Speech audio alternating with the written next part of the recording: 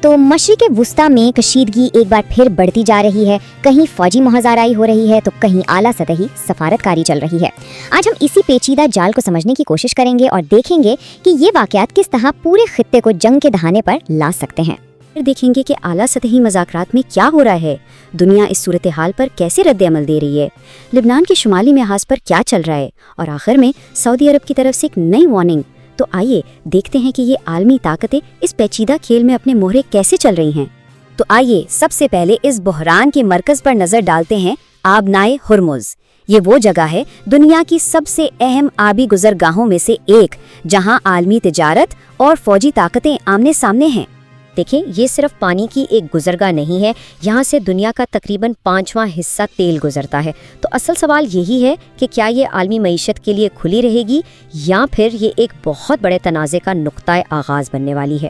اور بات صرف بیانات تک ہی محدود نہیں رہی ہے۔ امریکہ کی طرف سے براہ راست فوجی کارروائی کی دھمکیوں نے صورتحال کو واقعی بہت سنگین بنا دیا ہے۔ تو یہاں سمندر میں طاقت کا ایک براہ راست مظاہرہ ہو رہا ہے۔ ایک طرف امریکہ کی قیادت میں ایک بہت بڑی بحری ناکہ بندی ہے، اور دوسری طرف ایران اور بین الاقوامی جہاز ہیں جو اس کو چیلنج کر رہے ہیں، جو اس کی خلاف ورزی کر رہے ہیں۔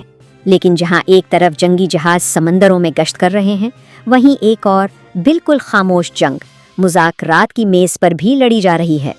اور یہ مذاکرات اتنے اہم کیوں ہیں؟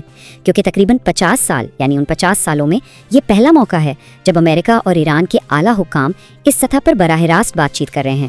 یہ اپنے آپ میں ایک بہت تاریخی لمحہ ہے۔ تو مذاکرات کا اصل مسئلہ یہ ہے کہ دونوں فریقوں کے مطالبات میں زمین آسمان کا فرق ہے۔ امریکہ چاہتا ہے ایک جامع معاہدہ جو ایران کے جوہری پروگرام سے لے کر اس کے علاقائی اثر و رسوخ تک ہر چیز کا احاطہ کرے، جبکہ ایران امریکہ پر عدم سنجیدگی کا الزام لگاتے ہوئے جنگی نقصانات کے معاوضے کو ایک شرط کے طور پر پیش کر رہا ہے۔ اور یہ صرف دو کھلاڑیوں کا کھیل بالکل نہیں ہے۔ پوری دنیا اس صورتحال کو دیکھ رہی ہے اور اپنے اپنے مفادات کے تحفظ کے لیے سرگرم ہے۔ اب سوال یہ ہے کہ چین اس کھیل میں اتنا اہم کھلاڑی کیوں ہے؟ وجہ بالکل صاف ہے۔ چین ایران کا تقریباً سارا تیل خریدتا ہے۔ اس کا مطلب یہ ہے کہ آبنائے ہرمز کی کوئی بھی ناکہ بندی چین کی توانائی کی سلامتی کے لیے ایک براہ راست خطرہ ہے۔ اور اسی کے جواب میں بیجنگ نے ایک بالکل واضح لکیر کھینچ دی ہے اور اپنے جہازوں کے خلاف کسی بھی قسم کی مداخلت پر فوجی رد عمل کی دھمکی بھی دیتی ہے۔ اب دلچسپ بات یہ ہے کہ یورپ اس معاملے پر امریکہ سے ایک الگ راہ اپنا رہا ہے۔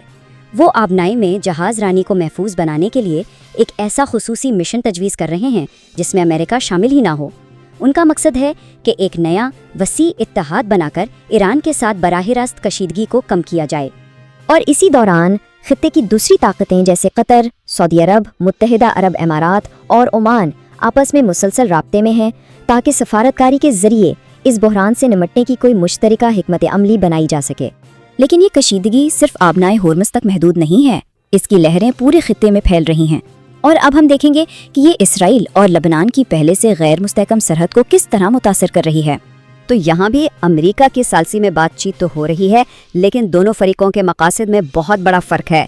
لبنان کا مطالبہ ہے کہ فوری جنگ بندی ہو اور انسانی بحران پر توجہ دی جائے، جبکہ اسرائیل کا کہنا ہے کہ وہ لبنان کے اندر غیر ریاستی مسلح گروہوں کو غیر مسلح کرنے کے اپنے عزم پر قائم ہے۔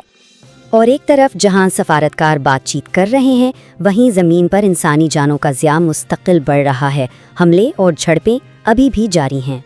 لیکن اس ساری بات چیت میں ایک بہت بڑا مسئلہ ہے۔ تنازع کا ایک اہم فریق یعنی حزب اللہ ان مذاکرات کو بیکار قرار دے کر عوامی طور پر مسترد کر چکا ہے۔ تو سوال یہ ہے کہ ان کے بغیر کسی بھی امن معاہدے کی کیا حیثیت ہو سکتی ہے؟ اب آخر میں ایک اور اہم پیش رفت پر نظر ڈالتے ہیں۔ یہ معاملہ ہے خطے کی ایک اور بڑی طاقت سعودی عرب کا، جہاں ایک داخلی پالیسی میں تبدیلی کے بھی علاقائی اثرات ہو سکتے ہیں۔ سعودی عرب نے حج زائرین کے لیے نئے بہت سخت قوانین کا اعلان کیا ہے۔ اب اگر کوئی سرکاری اجازت نامے کے بغیر حج کرتا ہے تو اس پر بھاری جرمانے ہوں گے، اسے ملک بدر کیا جائے گا اور اس پر 10 سال تک سعودی عرب میں دوبارہ داخلے پر پابندی بھی عائد ہو سکتی ہے۔ اور ان تمام واقعات کے پیچھے ایک بہت بڑی حقیقت ہے، اور وہ ہے جنگ کی قیمت۔ ایک اندازے کے مطابق اگر سفارتکاری ناکام ہوتی ہے اور ایک مکمل جنگ چھڑ جاتی ہے تو اس کی اقتصادی لاگت 270 ارب ڈالر تک پہنچ سکتی ہے۔ یہ ایک ایسی قیمت ہے جو ہر فیصلے پر اثر انداز ہو رہی ہے۔ تو آخر میں سوال یہی رہ جاتا ہے کہ جب اتنی ساری عالمی اور علاقائی طاقتوں نے اپنی اپنی سرخ لکیریں کھینچ دی ہیں تو کیا سفارتکاری اس خطے کو تباہی کے دہانے سے واپس لا سکتی ہے؟ یہ ایک ایسا سوال ہے جس کا جواب ہی اس خطے کا مستقبل طے کرے گا، جو اس وقت چھلی کی دھار پر کھڑا ہے۔